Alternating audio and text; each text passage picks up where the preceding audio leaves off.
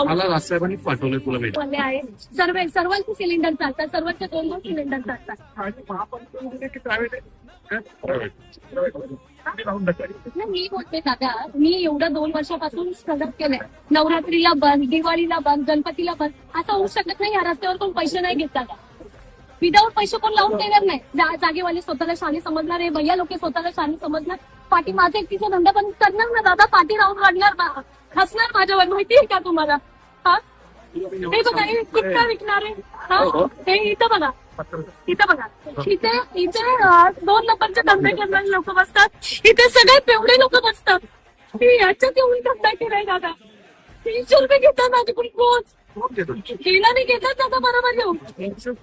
हा, ती म्हटलं माझी ऐपत नाही तेवढी द्यायची, तरी घेतात. महापालिकेवाले सर्वांचे जातात, पोलिसांचे जातात, केडीएमसीचे जातात, सर्वांचे जातात. आणि सर्व येऊन मला विचारतात, रात्रीची तुला परमिशन भेटली आहे का इथे? तू एक काम करतोय, तुझी गाडी इथे लावून टाकली. तर माझं म्हणणं काय, ह्या लोकांना, हे भैया लोकांना, अपंग म्हणून यांना टपरी भेटतं ना, मला इथे टपरी टाकून द्या दादा. कपडेच टाकतो ना सर. आणि त्याच्यावर राज ठाकरे साहेबांचा फोटो द्या मला लावून. मला राजसाहेबांनीच पाठवलंय तुला भेटायला. मी त्यांना जर मला वोट करते ना सर, तर मला त्यांचा एक फोटो पाहिजे. आणि मला इथे कोणच हलवू नाही शकत. मला साहेबांनीच पाठवलंय. तिथं काय प्रॉब्लेम झाला बघून घ्या म्हणून साहेबांनी मला सकाळी पाठवलंय. तू गाडी टाका, बाकी मी बघतो.